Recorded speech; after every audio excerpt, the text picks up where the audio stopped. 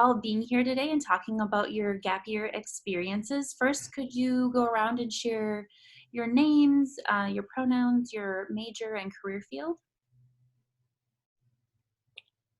I can go first. So my name's Abigail. My pronouns are she, her, hers. I was a psychology major. I just graduated in 2019, so very recent graduate. And right now I'm working as a research assistant in a lab and hopefully going to go into clinical psychology or developmental psychology. Abigail. Chris, would you like to go next? Sure. My name is Chris Moore, pronouns he, him, his. I graduated a long time ago. Back in 2006, I received my BA in Latin American Studies and Film. I spent 4 years out of school and then did an MA in Social Science Research at the University of Chicago and then a Ph.D. in History and Media Studies at Indiana University in Bloomington. Hello, everyone. My name is Peng Cha Zhang, and I also graduated with my bachelor's in psychology. I went to the University of Wisconsin-Madison, and then I took a gap year, so 1 year off, 1.5, and then I came back to school, and now I am in the Ph.D. special education program out of educational psychology. Okay, thank you. Okay, so what was your motivation and reasoning for considering a gap year? I guess for me, it was more just having a better idea of what I wanted to do. Because coming out of undergrad is obviously really stressful. You're studying for 4 years in a row. And before committing to 5 or 6 years at a PhD, I want to actually have a good idea of what I want to do and why I want to do it. Yeah, I was thinking about that question before our panel, and I felt, as I'm sure a lot of our students currently feel, I was excited to see how I could apply my degree. I was excited to get away from school for a little bit. I wanted to test myself out in the world. I wanted to travel and do some independent projects. I worked in documentary film for a while after college. I also had a really great time living with friends. Right when you leave a BA program, for many of us, we're still relatively young. We haven't sort of settled down in sort of the conventional sense. And so I moved to Berkeley, California, and I remember I lived in a house with 8 other young folks, and I worked at a farmer's market for a while. And those are experiences, I think, that are easier to do when you're 22 than when you're 26 or 27. Mm-hmm. So I really appreciated that. So I think my sole reason for taking a gap year was simply to have more time to apply. Yeah. And so I think my experience speaks to like the students who probably had like an inkling that they want to go to grad school, but probably didn't plan accordingly too well. And so one of the reasons was I'm a first generation student to be educated at all, not just like college, but just to have an American education at all. I was I'm the first generation. And so I knew I wanted to go to grad school, but I didn't quite know what it was. I didn't quite know how it differs from program to program, or like how you have to prep depending on what program you're interested in going into. And so, but I knew I wanted to go. And so during my like gap year, I just needed time to just apply. Yeah. And I think too, I knew I didn't want like a super long gap year because maybe because of my poor planning too, like the kinds of job that I was able to get with a bachelor's in psychology were very limited, and I knew I wasn't going to be able I wasn't going to be able to support my living habits at the job that I was at for a long time. And so, yeah, I mean, looking back now, I really do wish I took a longer gap year. But, it is what it is. And I'm where I am now. Mm-hmm. Yeah, for sure. Chris, you referenced a little bit of this, but share with us how you spent your time, what growth and transformation occurred during the experience of taking a gap year or years. Yeah. So, and I just appreciated what Peng said about, I wasn't first generation, but neither of my parents had gone to graduate school, for example. And so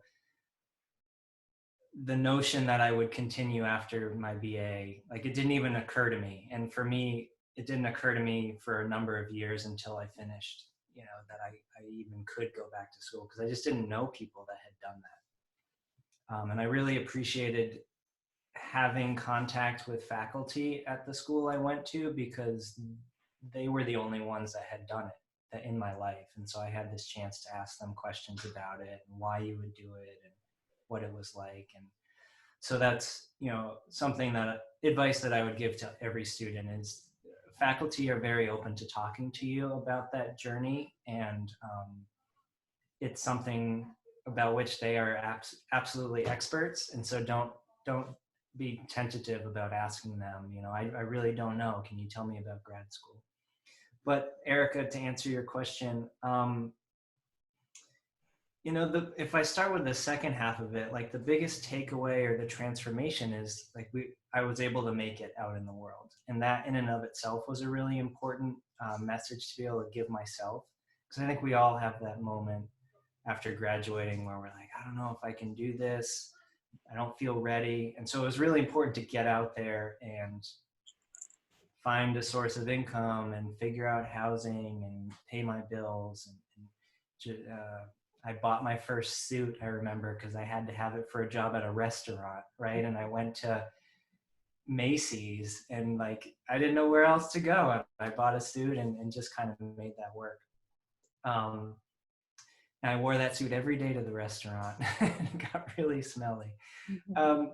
So that was a really important lesson, is that it did work out for me. And I could make it, sort of figure it out. There was an aspect of a hustle there. So I mentioned I went into documentary film. Well, the first thing I did after college is I moved back in with my parents, with my mom. And I had 2 jobs while I was living at home. And what that allowed me to do was eventually to buy a video camera and buy a plane ticket to Venezuela. And then I covered the presidential elections in Venezuela and just kind of came up with this project on my own. But there are less glorious aspects to that, like living in your parents' basement after you graduated, right? Like that in some ways was humiliating. And the whole time you're saying like, okay, it's a means to an end and I'm going to be doing these great things later. But in the moment, it's tough. It's definitely tough. And you're running into people in your old town or neighborhood and they're saying like, oh, I thought you were off at college, or okay, you're living back home now. And so there were difficult moments there. And they sort of started all over again when I finished film and I moved to Washington, D.C., because that's where my friends were living. And I mentioned, first thing I did is I had to make money. So I started working at a restaurant. And then while I was doing that, by night, during the day, I was just trying to network and ended up connecting with a think tank in Washington, D.C. And I started as an intern working for free. And then a position opened up and ended up working full-time there and enjoying that work, and starting to think, well, if I look at the folks that are in this office or at events that I'm going to, they all have graduate degrees. And that seems to be a pathway, maybe not the pathway, but a pathway forward. And that's how I started thinking about graduate school more. So it's just a journey, like lots of twists and turns, and great jobs and not so great jobs, but it was, I wouldn't trade it for anything, because it gave me a lot of perspective more than anything else. Well, and I think that sentiment is really validating. That I hear from a lot of students who really want to go right in because they think that that next job is going to determine the rest of their future. But oftentimes a lot of our careers are very circuitous, and that's especially true when you take off multiple years between undergrad and graduate school. Yep. Other perspectives, Peng, or Abigail, as it relates to, you know, what you did or you're doing, in your case, Abigail, and what you've learned so far? I guess just kind of echoing similar thoughts to Chris. It's just I gained a lot of confidence because I'm working in a lab setting. So learning all these new techniques and being able to get my name on papers and do all these extra things that I wouldn't have been able to do in undergrad made me more confident that when I do apply for grad school, I will be prepared and I'm actually going to be able to get in. Because I know for me, a lot of the thought was like, I'm not good enough to get in at this point. So while that might not have been true, it's just gaining that stuff makes me more prepared. So when I eventually go. Mm-hmm. Nice. And Pang? You know, I don't think I have much to add. I agree with Chris and Abigail and what they've had to say. So, Okay. And how did you spend your time in its completeness for your gap year? okay. So, I spent a year working in a preschool for kids with autism. Um, and so this was because I knew I wanted to do research in autism. I wanted to work with kids and families. And so out of undergrad, I wanted to choose a job that would give me some sort of like practice experience. What I did not know was that, and this comes from not knowing much about grad school, is that if I wanted to do research, I should have sought more research experiences. Um, you know, and I think this goes to like being an undergrad, coming from such a big university, um, and being like a first generation student. I didn't have, even though I knew I wanted to go to grad school, I never told any faculty about about my plan. And it wasn't until like I think my junior year when we had like a Hmong faculty come on board, and that was like the first time that I ever shared that I was interested in going to a grad school. And then I heard a little bit about how to prepare, but other than that, like I had like nothing else. Mm-hmm. So yeah, and so then I spent my gap year working in a preschool, Okay. which gave me a good experience. But I really do wish, looking back, that I could have taken a longer time off. Okay. And that's a nice segue to my next question is, looking back with hindsight and what you've learned since then, what advice would you give to current undergraduate students as it relates to career, especially in the context of taking a gap year and other experiences you wish you would have engaged in or other knowledge you wish you would have known at the time? I was going to just piggyback on something that Peng had said. So I got the same feedback when I started thinking about grad school. They're like, "Oh, what you've done is super interesting, and you know, you obviously did very well in college." But I didn't go to a research institution, and so if I can plug the University of Minnesota a little bit, you know, feedback when I was applying to history PhD programs is, you have a great transcript, but you didn't. I went to a small liberal arts college, which was more of a teaching college, and by and large, the faculty there aren't doing a lot of their own research. It's not primarily research in the way that it often is at the University of Minnesota. So my advice is to take advantage of being at an R1 university where your faculty are on the leading edge of research projects around the world. And there are so many opportunities for undergraduates to get involved in research and supporting faculty researchers or graduate student researchers. And so if like even a tiny part of your brain says, oh, grad school might be interesting, take advantage of an opportunity, even if all it does is show you that you don't actually want to go to graduate school, right? It's still a very worthwhile experience to have to realize that you didn't. So again, I didn't get a lot of guidance when I was looking at colleges. I was very happy with my college experience, but because I wasn't at a research university like the U, when it came time to go to graduate school, which is centered on doing your own independent research, the feedback I got was, you just don't have a track record of having done research yourself. And so that's why I ultimately had to do a master's degree in between to get into a PhD program, because I had to show that I could do some of that myself. Abigail, anything else? You're, what, a year and a half out? Almost 2 years out? No, a year out. Yeah, almost a year out. Yeah. I guess just echoing that, I was very lucky in the fact that I networked pretty well in the lab that I was in an undergrad, that I was offered a job as soon as I graduated. Nice. So I would just say networking, especially with the people you know, is going to be really, really helpful. Like, I would not have this job if I didn't work in my lab. And then I also worked there over the summer and did a research project with them and got some outside funding and all that stuff. So just like keeping those connections and actively asking them if they have anything for you is going to be super helpful. And I think that's a really good opportunity too. A lot of students here do research. We're at a T1R, but the students don't know how to get engaged in research. Can you just share a little bit about your experience, as it is really important for graduate school? How I got engaged was just, I know this is just for psychology, but I know they sent out this big newsletter that has the Psych Scoop, and they had all these labs listed.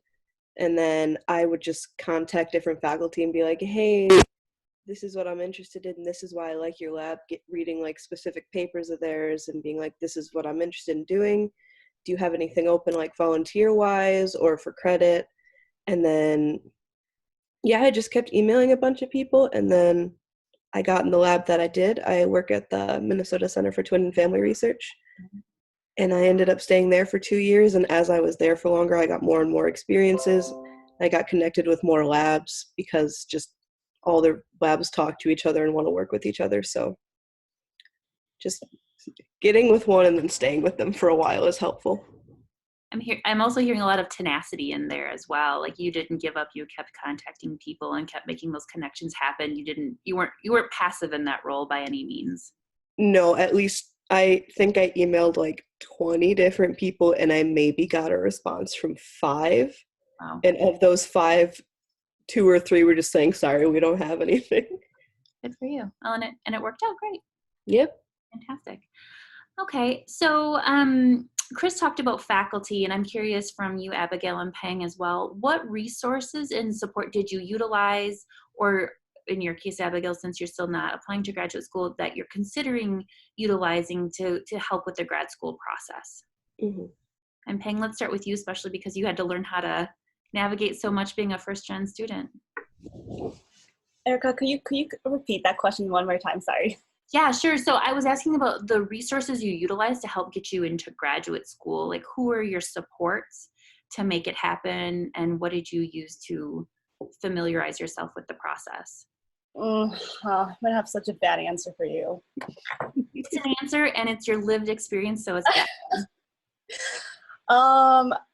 So I was in 2 research labs in my undergrad as well. And I was grateful for those experiences. But I think because of the student that I was, I was a good student in my eyes. But I don't know, I didn't understand the role of research. So I wasn't as involved, or I didn't advocate for myself as much in my lab. And so then after undergrad was done, so were my lab experiences, I did join one small study, and I was the research coordinator for that. And so that was with the Monk professor that I had talked to about grad school. And so he wrote me a letter of recommendation, and like any questions I had about grad school, I went to him. But aside from that, it was just motivation from my family. Like I would go to work every day at the preschool that I was at, and I would realize, none of the children that come to this preschool are children of color. I think we had like 1. And then I was thinking, gosh, the disparities in access to these services is tremendous, and it's so real. And I would just be, reminded again of, wow, I need to go back to school. And then, but really, it was my dad who kept calling me to say, so did you apply yet? And yeah, so sorry, really bad answer. I didn't really have a lot of resources, and I didn't reach out to find a lot of resources either. But you used the motivations that you did have, which was family, and your dad was your accountability buddy in many ways. Yeah, and sorry, yeah, that brings up a really good point. I think um, there's a lot. We shouldn't underestimate like cultural capital, right? Mhm. And one of those is like just having motivation to like pursue something because you know your community is relying on you to do it. Mhm. Um, and you know motivation in that sense. And I think I had so much of that. I was really rich in terms of cultural capital. That's lovely. Thank you. Abigail or Chris, anything else to add to that? Um, a lot of my support, I was really lucky enough to be part of the McNair Scholars Program. So that's a program that helps underprivileged first-gen college students going on to grad school. So I got a lot of support from them. Like they helped us prep for the GRE. They helped us talk with our professors about just how to get into grad school. They helped us write like CVs and transcripts and all that fun stuff. So I was really lucky that I got into a program that basically specialized in trying to prep for grad school. So I'd say that was a huge help for me. Yeah, that's a great program to be able to do research as an undergraduate and own your own work and work directly with faculty. It's It's really good. great. I had the opposite of paying. My dad would be like, "Why would you want to go back to school?" uh, I did not lean on my family just because they hadn't had that experience and they didn't. Um, there was just no push from them to do that. But I leaned on my friends, my friend circle. They were looking at going to different graduate programs. I remember we would look at each other's personal statements, and that was just really helpful. It was both an accountability structure. You know, we would have those conversations like, did you apply? Where did you end up applying to? We would study for the GRE together. Um, and so that was a really key resource for me because it was uh, like I said, there weren't a lot of other people in my circle that had gone through that. The other key resource, I mentioned it before, but it was faculty. And again, having gone to a small liberal arts college, the faculty weren't doing research, but they had all come out of PhD programs, so they at least knew the process of applying and doing their dissertation work. Um, and they often would provide me with a network to faculty that were at graduate programs. And you know, I had this background in journalism and film, and so I'm always inclined to just ask questions and ask lots of follow-up questions. And um, so I just took the liberty to reach out to these folks and ask what the process was going to be like, and ask if they would look at my materials. And um, it worked out that way. It was, again, a network of folks that are very open to talking about the grad school experience and aren't always contacted to do it. Mhm. So again, it's just another plug that if you're interested, we're all in classes, you have faculty, and they'll totally sit down with you and or have a Zoom with you right now Mhm. and talk about the experience. Thank you.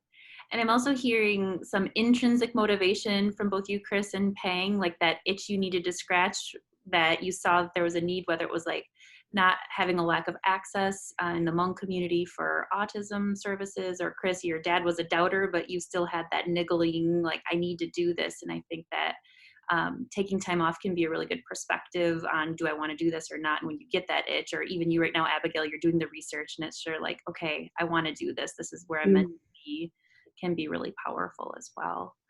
Um, Somewhat tangential to what you all were just talking about, I hear from students a lot of times who say, well, if I take time off, I won't have good references because my professors won't remember me. And on grad school applications, they're always asking for a letter of recommendation from faculty. How did you navigate that process? How did you stay in touch, or did you have some awkwardness, or how did you think about your references? Because a lot of time could have passed, and it might not have been faculty that you used in the long run. I feel like I'm blending my PhD experience a little bit with my BA experience. so I don't know which one this actually comes from, but I think it's reasonable as you're finishing a course or you're finishing your BA and you think, well, I maybe want to come back to this down the road, you can ask faculty to write a letter for you and hold on to it. I know that that was very much the case with the PhD program, that they would write sort of a generic letter about their experiences with you over the course of different classes. And then they would revisit that depending on the specifics of a program or a teaching position you were applying to. So I think the same could be done with an undergraduate experience, especially if you've done more than take a class with a faculty member. If you've done a research project with them or you've been in the lab with them, you can ask that they prepare a letter and then say, you know, my plan is to apply later. Could you write this now while our experiences are fresh in your mind, and then I'll be back in touch. Yeah, that's one piece of advice. And Peng, I saw you smile as I asked this question. What was your experience and process? Oh, I was just gonna say, like, I totally get it when students, you know, say that they feel concerned about like finding people to write them letters, especially if there's like a large time gap in between. Yeah, so I was just resonating with that. This sounds really like almost devious, but you know, I think one thing that I was cognizant of throughout my undergrad and all the way up to like preparing for like grad school was trying to think about like the experiences or opportunities that I was doing, trying to see if I could get a letter out of it. And I know it sounds really like devious, but I mean, because I knew that I was going to work hard. I knew that I was going to, you know, play my part. But, you know, kind of thinking strategically about like, you know, if I, how involved can I be in this opportunity so that I can get like a good letter of recommendation, and like what kinds of tasks can I take on in order to get a good letter. I think that was something that I was like pretty cognizant of. And so yeah, and so I might recommend that first for students as well. I mean, don't let it like deter or be like the sole reason why you do something, but then like, you know, if you're gonna volunteer anyways, you know, think about how can you get a letter out of it, and then that motivates you to have good relationships, right, and to work harder too. But you know, coming from a big university, I really did feel like it was hard to get a professor to remember me and to write me a letter, because I felt like I was just like a number out of like thousands of students, and how could this professor really remember me, and how generic would the letter be? So I totally get it when students feel worried, especially if they're going to take like a couple years off of school. Mm. Yeah, students oftentimes don't visit those office hours. You become memorable pretty quickly if you know, engage with professors and send out 20 responses and get 5 back, you know, like you use that tenacity to your favor. Yeah. Okay. Those are all the questions I have. Want to give this last opportunity for you all to share other things that are on your mind, nuggets of wisdom you think that would benefit students from your own experiences, acknowledging that a gap year is not simply a year. It can be multiple years. It can be full-time work. It can be shorter term employment. It can look very different for each person and what your motivations and interests are. So does anyone have anything else they want to share before finishing up? One thought, and I don't want to go totally rogue, but I was thinking that, yeah, there's a question here, did you always consider a gap year? And I thought to mention that between my MA and PhD, I didn't take a gap year. And that was against the advice of my MA advisors, for the reasons that Abigail brought up, you know, that you'll have more time to develop your application. You can spend more time on your personal statement. You can take the GRE again if you want. And the reasons why I didn't take a gap year at that point, and you know, my message to students is every student's situation is different, right? where I was at when I was deciding on a PhD program was very different than when I was deciding on an MA program. At that point, I was in a committed relationship, and my partner was already working in Chicago. We were living in Chicago. That's where I did my MA. So I knew that I wasn't going to do just a national search for graduate programs. I was only going to look in the Chicago area. I had been accepted to a program in the Chicago area at Indiana. And so I felt like I don't need to spend another year waiting to do program. And I was older at that point, and money was a consideration. You know, I wanted to start the program and then get through the program. And so that's an example of a case where I decided not to take a gap year. I had already spent 4 years out of school after my BA. So I just wanted to include that in there, that there are times and considerations for not taking a gap year too. Thank you. I wanted to mention that. And then the only other note that I jotted down, and Pang brought this up working at the preschool, is I could see in some of the questions that were submitted ahead of time that, and I felt this myself, that students are anxious. They want every experience to apply very tangibly to their graduate school track. And so they think the job they take after school has to be in direct alignment with the field that they're going to go into, or they have to go into a particular kind of lab to do a particular type of graduate research. And I've had friends from undergrad go on to be doctors and lawyers and work at nonprofits and be politicians and sort of every direction, right? But the first jobs they had after their BA during a gap year oftentimes did not correlate directly to what they ended up doing. So I had friends who are now very successful lawyers who spent time in the Peace Corps, or who worked in reproductive rights centers and now do a very different type of law. And so I would just encourage students to keep in mind this fact that what a gap year often provides is just perspective. It gives you a chance to look at the world in the ways that Pang described, you know, where she could go into a preschool setting and work there and say like, oh, the world is not as I want it to be. I'm maybe not going to change that by staying here or even continuing working in, you know, child psych or what have you. But I'm at least going to try and address that world as I see it and as I'm coming to better understand it in other ways. And you take that perspective with you, and you take all of those human interactions with you, and they make you a better researcher, a better lawyer, a better whatever you end up going to school for. So I would just say, you know, you don't have to worry so much on the jobs you take during your gap year applying directly to what you end up doing coming out of grad school. Thank you. Abigail or Pang, last minute thoughts?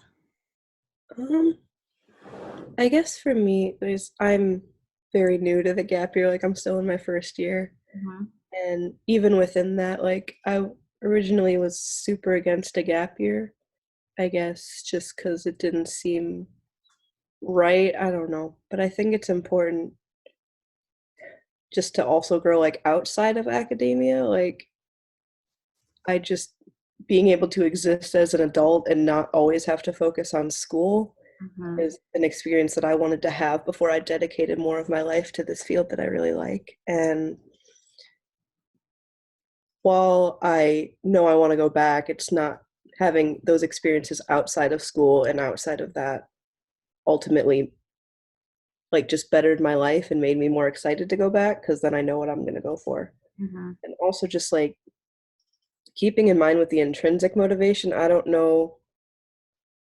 I've heard a couple people have similar experiences, but my family and like, it was mostly my family, they were very against a gap year just because they always like, well, you're not going to go back if you take a gap year. You're just not going to go back. You're going to get used to working on your own, and you're going to want to do that forever. And then you just kind of wasted opportunity. But I think it's important to understand that while you know you want to go to grad school, that's not the only thing in life. And if it's something that really matters to you, you're going to take those opportunities to grow and learn and find jobs that get you prepared for that, and then ultimately be a better graduate student and a better professional in your field. Yeah. So I just want to tag on to what Abigail and Chris both said. And I, now looking back, to me, one of the biggest factors of insecurity for me when I first began my PhD program was that I lacked a lot of experience. So I came in with a cohort of really intelligent women who had been working in the field for like 5-6 years. And here I was like with one gap year under my belt. And so that was like one of the biggest factors of insecurity for me. And I think it also differs how much that impacts you also probably depends on who you are too, like probably, like certain characteristics about you. I felt like I was, like my age was what was a factor. I think being a person of color, being a first generation college student, and then also like just physically looking, different from what like other grad students looked like, made it so that having just 1 year of experience under my belt was such a huge factor for me. And I mean, I'm doing well now, but I think that, so because of that, sometimes I do look back and I do think, if I had a little bit more years of experience, I think I would it would save me a lot of like heartache and insecurity in the beginning. But then also even today, like when I do research, sometimes I think about how, how narrow is my focus, because I don't have that wealth of experience from like the practice field. And and even if you do if that does end up happening to you, I had multiple opportunities throughout my PhD career where my advisor said, if you wanted this experience, we can let you have it. We can find ways for you to get it. So, if you end up not having a lot of gap years, that's fine too. Trust the process. Having said that, I can totally see how some students might not want to take a gap year. And I think it really, what you do and if you take a gap year for how long really does depend on what program you want to go into. And aside from that, like I get it too. Like if you're a woman, there might be pressure to have kids and to have a family. And, depending on how your family's set up, you might feel like you just need to go to school, get a job so you can take care of your family, take care of your parents. And if they are aging too, that also plays a role. And if you're the oldest or the youngest in your family, that might mean different roles for you as well. And so I totally get all that. And I don't know, I guess I can just say, trust the process. A gap year isn't necessarily bad. And then depending what program you go into, maybe you don't need one. Yeah. Okay.